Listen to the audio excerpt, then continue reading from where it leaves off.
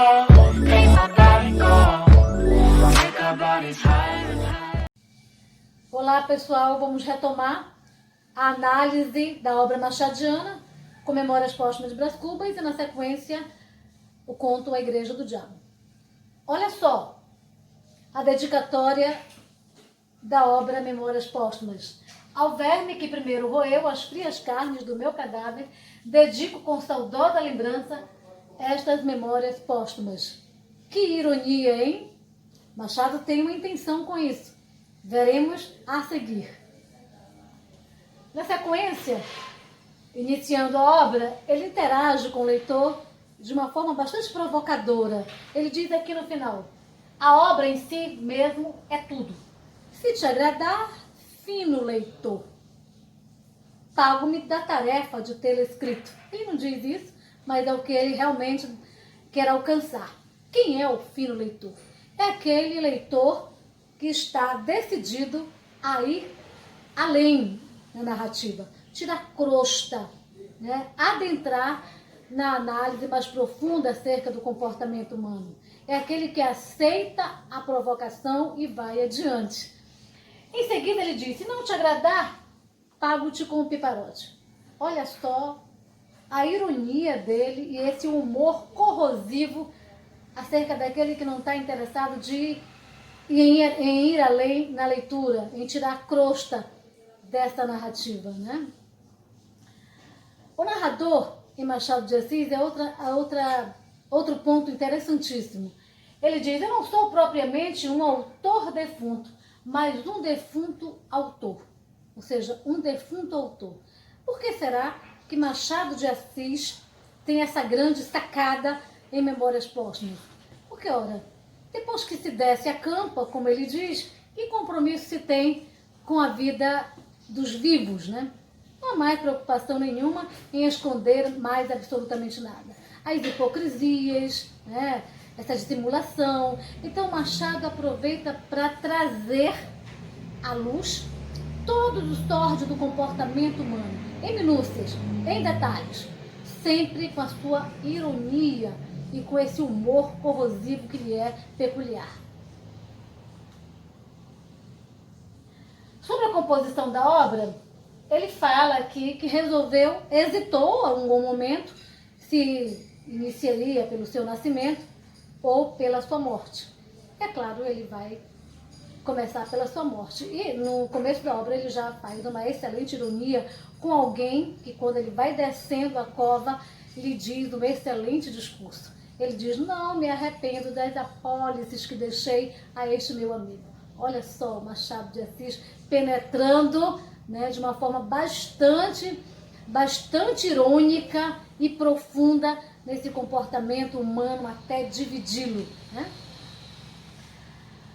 Vai falar um pouco da morte, vai dizer do que morreu de pneumonia, né, em decorrência de uma pneumonia, no auge do seu empreendimento, que era a fabricação de um emplasto, o emplasto contra a melancolia, tristeza, pois ele ficara bastante abatido e sem entender nada quando a sua mãe, que era tão boa, morreu. Se depara com a natureza humana, que é um grande escárnio. Então o emplasto seria para acabar com essa dor e com essa tristeza. Aí ele vai falar aqui do emplasto, mas o que chama a atenção é esse finalzinho aqui que eu marquei. Olha aqui, ele diz: assim a minha ideia trazia duas faces, como as medalhas, uma virada ao público, outra para mim. De um lado, filantropia e lucro, de outro lado, sede desnomeada. Mais uma vez, Machado de Assis está nos esbofeteando e nos deixando, às vezes, até constrangido, porque o Machado de Assis, ele permite esse reflexo do comportamento humano nas suas personagens.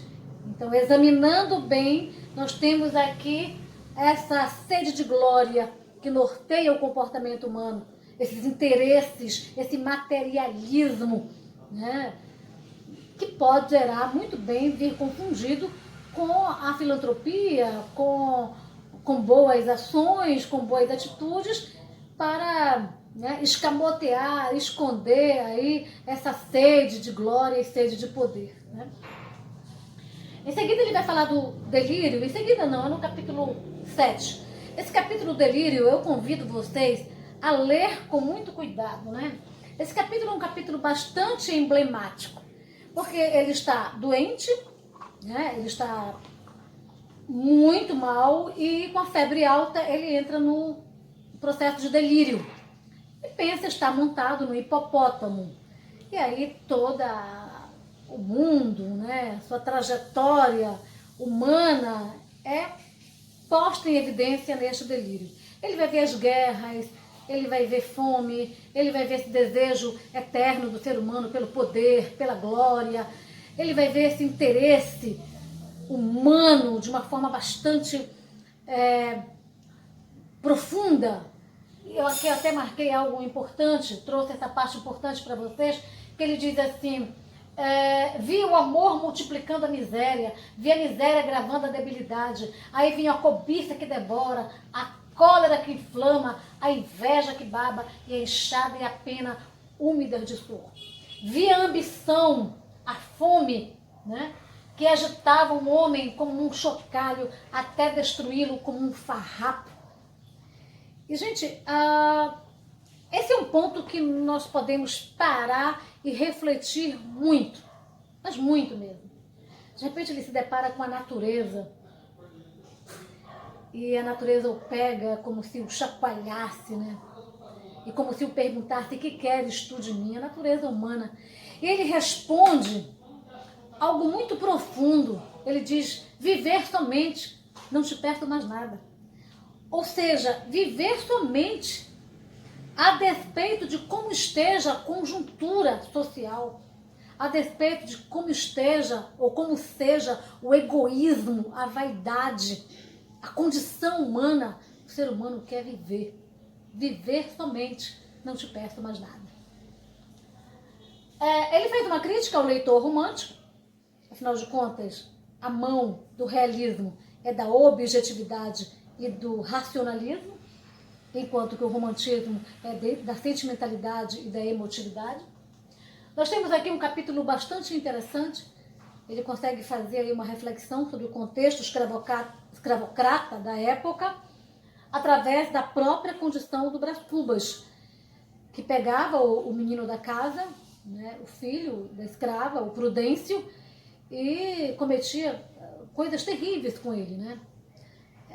Essa parte é uma parte que nos deixa bastante triste, porque é uma reflexão que fazemos a respeito do contexto escravocrata brasileiro. E ele era um menino travesso, um menino dos diabos do Brás Cubas, fazia coisas absurdas.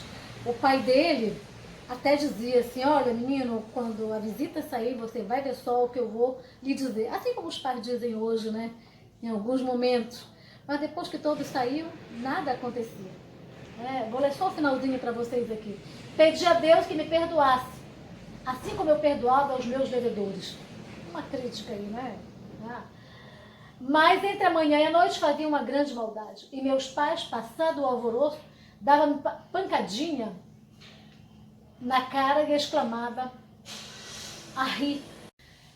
Houve um corte num vídeo rápido, né? Vamos voltar aos amores de Brás Cubas. A mais emblemática delas é Marcela.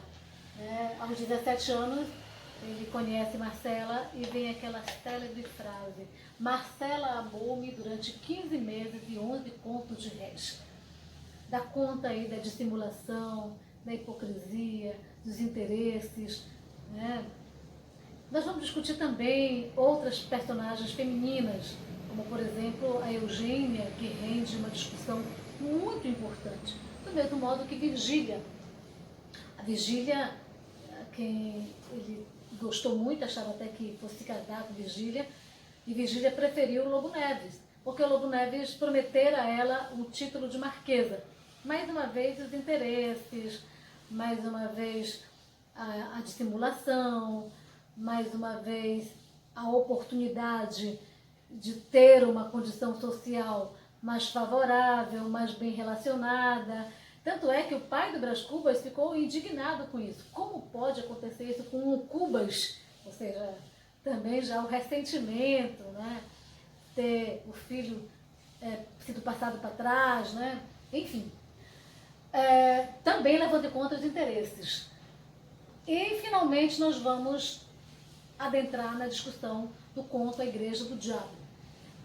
Ele começa dizendo que conta um velho manuscrito beneditino.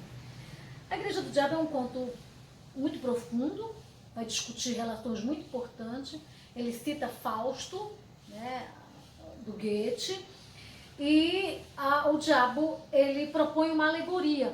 Ele vai ter com Deus, Deus está recolhendo o ancião, e ele diz, olha, Deus recolhe que esse é o último. E Deus questiona, como assim? E o diabo então diz, eu concluí uma observação feita há muitos séculos. É que as virtudes, filha dos céus, são em grande número comparáveis a rainhas, cujo manto de veludo arremata-se em franjas de algodão. Eu me proponho puxar a todas por essa franja, por essas franjas. Detrás delas virão as de seda pura.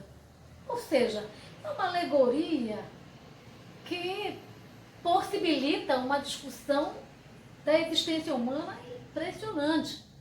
O diabo vai dizer que o ser humano vive de capa, de aparências.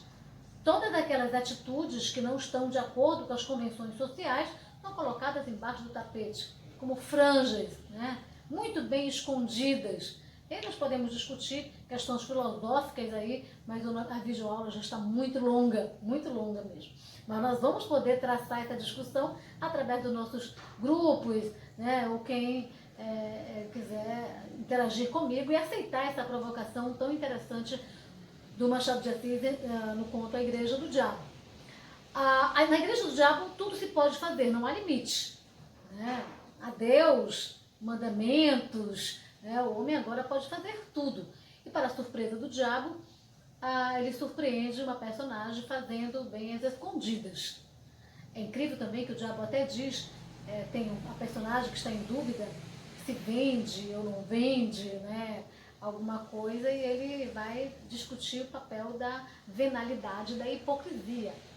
Tudo pode se vender, né? Inclusive aquilo que é mais valioso na condição humana. Isso é absurdo, né? Então, se tu podes vender o teu guarda-chuva que está fora de ti, por que não podes fazer algo, né, terrível e esconder, né, que está dentro de ti? Então, é uma discussão bastante profunda que o Machado de Assis realiza nesse contexto. E que tem muitos autores neorrealistas que nós podemos discutir aqui, né, e que falam desse mesmo ponto, desse mesmo viés. A literatura é atemporal, ela foge à questão da periodização apenas, neste contexto, né? Nós vamos ver que o diabo vai ter com Deus, chega irado, porque surpreende alguém fazendo bem às escondidas, e Deus olha para ele como quem diz, que queres tu, meu pobre diabo? As franjas de algodão têm agora capas de veludo.